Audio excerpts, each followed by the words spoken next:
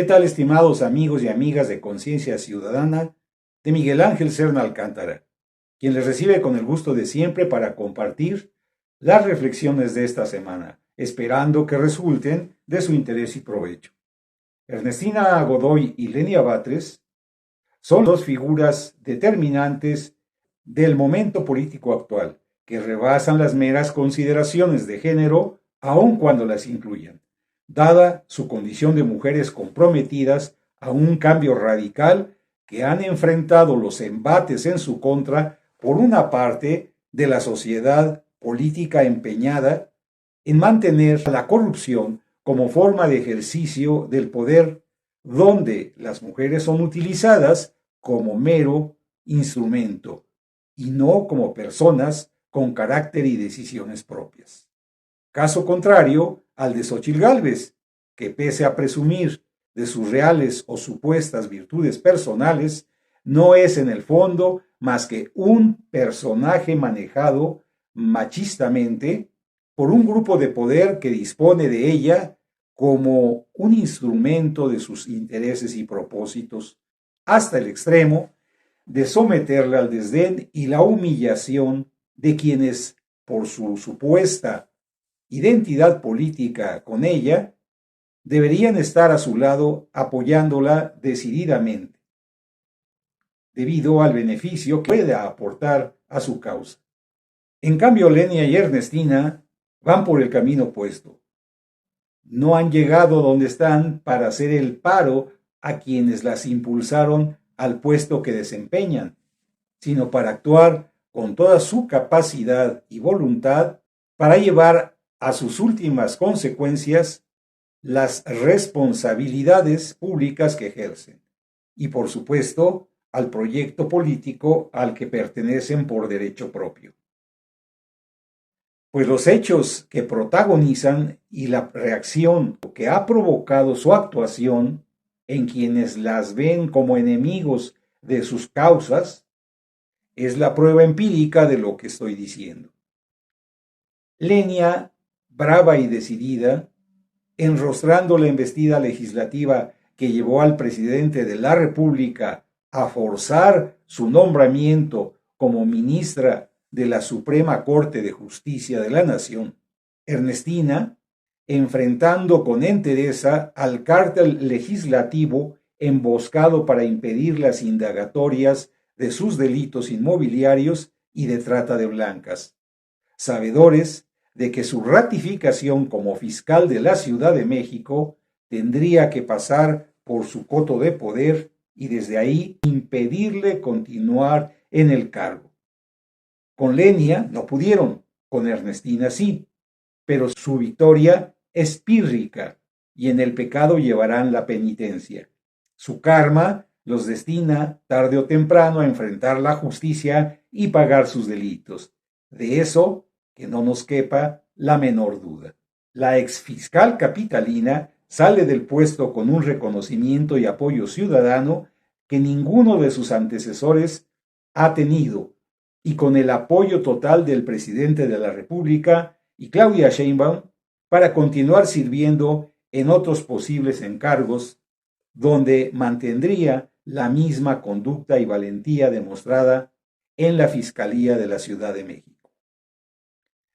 Los votantes de la capital de la República tienen ahora más claro que en 2021 por qué causa habrán de votar este año. Tal vez en aquella ocasión los prejuicios de clase y la confusión provocada por los medios, sin dejar a un lado las traiciones dentro de Morena, fueron claves para el triunfo de la derecha en la Ciudad de México, abriendo paso al retroceso político que hoy se vive en ella y que impidió continuar a Ernestina Godoy en su cargo. Pero hoy no se puede argumentar lo mismo. Ha quedado claro ante la opinión pública la verdad de los hechos y ya no se puede ocultar que la secta vampírica que domina en algunas alcaldías y el Congreso capitalino ha rebasado el límite de lo permisible, no solo legal, sino políticamente, y que permitirle mantener su poder actual sería como darle la posibilidad de expandir el poder de la delincuencia de cuello blanco en la capital de la República. Y no creemos que los capitalinos estén dispuestos a ese destino. Por su parte, Lenia Batres se levanta como una figura histórica al ser la primera ministra de la Corte proveniente políticamente de la izquierda, llegando a ese lugar tras una lucha epopéyica más a las que nos tiene acostumbrados el presidente López Obrador, sin dar ni recibir cuartel de la derecha partidista, cegada ya por la frustración de no poder influir en la política nacional, salvo por las maniobras legaloides que le permiten aún seguir minando el camino de la transformación nacional. A diferencia de las dos pasadas ministras electas durante el presente sexenio, las que, por cierto, pasaron el filtro del Senado y la opinión de la Corte sin mayor problema, Lenia tuvo que luchar a brazo partido contra la furia de la derecha, que la ve como un peligro real a sus intereses y no como las otras, que suavemente se fueron acomodando en sus mullidos sillones, aceptando los privilegios que goza la mayoría conservadora instalada en la sala superior del máximo tribunal de justicia. De último momento, la campaña en su contra creyó desacreditarla con un video donde se le veía mentando madres en una ríspida discusión de vecindad, el que resultó infructuoso, toda vez que no pudo ni impedir su propuesta ni bajar sus índices de aprobación en la opinión pública. Al final de cuentas, Lenia tomó posesión de su cargo, demostrando que es capaz de articular un discurso jurídico sin dejar por ello de demostrar la misma firmeza con la Corte que con su rijosa vecina, invocando el origen popular de su carácter como prueba de que defenderá la justicia y los derechos de la sociedad sin amilanarse ante las resistencias, campañas y obstáculos que se le pongan enfrente. Momento el más emotivo de su disertación, que arrancó aplausos entre los invitados y puso narices y frentes arrugadas en los rostros de los demás togados.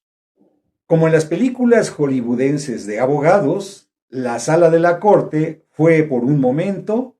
el lugar donde la voz de la defensora del pueblo se hizo escuchar, tal vez como nunca desde tiempos de la Reforma. Quienes solo pudimos escucharlo desde lejos, nos quedamos pensando, esperanzados, si ahora la justicia comenzará a cambiar en beneficio del pueblo mexicano.